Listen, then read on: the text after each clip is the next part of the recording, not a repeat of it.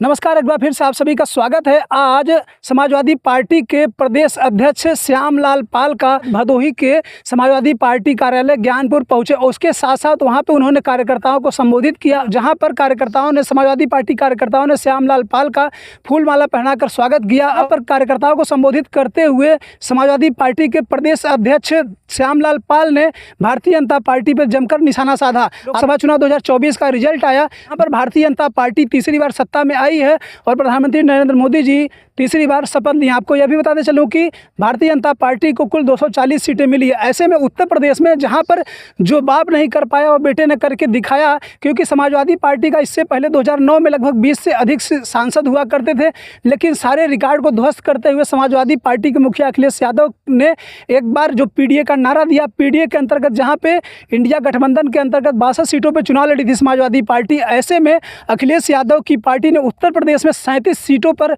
चुनाव जीत करके एक नया कीर्तिमान बना दिया है। आपको यह भी बताते चले कि जहां पर भारतीय जनता पार्टी 240 सीटें और इसके साथ साथ कांग्रेस 99 सीटों पर और समाजवादी पार्टी पूरे देश की तीसरी सबसे बड़ी पार्टी बन गई है, जिन्होंने 37 सीटें जीत करके उत्तर प्रदेश में एक इतिहास कायम किया। ऐसा बातचीत करवाते हैं और उन्होंने क्या कहा आपको सुनवाते हैं।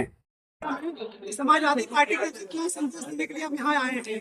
समाजवादी पार्टी का संदेश ही नहीं बल्कि भदोही जनपद में मैं भदोही की अपनी आवाम को समाजवादी विचारों के धनी आदरणीय मुलायम सिंह यादव के विचारों को जो आप लोगों ने अंगीकार करके समाजवाद के परचम को पूरे उत्तर प्रदेश में लहराया है और मान सम्मान दिलाया है, उस मान सम्मान के लिए आप लोगों के बीच में मैं समाजवादी पार्टी का प्रदेश अध्यक्ष आदरणीय अखिलेश यादव जी ने आप लोगों को भेजा है। खाते में गई थी, हार मिली है आपको। संसदीय सीट चूंकि इंडिया अलायंस की बात थी, आदरणीय राष्ट्रीय अध्यक्ष अखिलेश यादव जी और टीएमसी की अध्यक्ष ममता बनर्जी के अच्छे संबंध हैं। उन्होंने एक सीट मांगा था भदोही की सीट आदरणीय अखिलेश यादव जी ने दिया, पर राष्ट्रीय अध्यक्ष ममता बनर्जी ने अपनी पार्टी का चुनाव चिन्ह दिया और उसी चुनाव चिन्ह को पहचानने में जो डाली और पत्ती का मामला था वो हमारे क्षेत्र की जनता कायदे से न पहचान पाई, जिसके वजह से टीएमसी का कैंडिडेट हार गया। अगर यही चुनाव चिन्ह समाजवादी पार्टी साइकिल का रहा होता तो मैं समझ रहा हूं कि भदोही के जाबाज लोग हैं, ऐसे समाजवादी लोग कम से कम 50,000 वोटों से जिता करके टीएमसी के कैंडिडेट को जिताने का।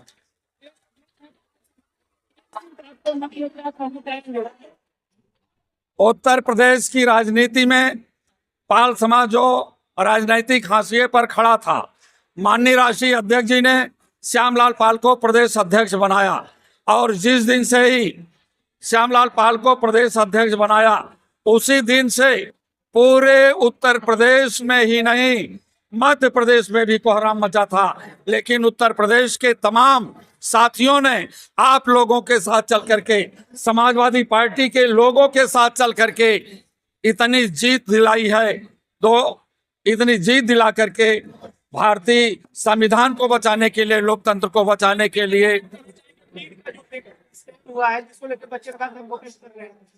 प्रदेश और देश में जितनी भी परीक्षाएं हो रही हैं, ये लोग भारतीय जनता पार्टी के लोग नौकरी नहीं देना चाहते हैं, ये बेईमानी और भ्रष्टाचार कराना चाहते हैं।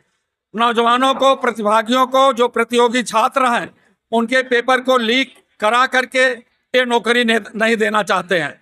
समाजवादी पार्टी की विचारधारा है कि इस देश में जो भी परीक्षाएं होगी वो देश के हित में होगा। इन्होंने आर्मी की नौकरी को अग्निवीर कर दिया, 4 साल की कर दिया।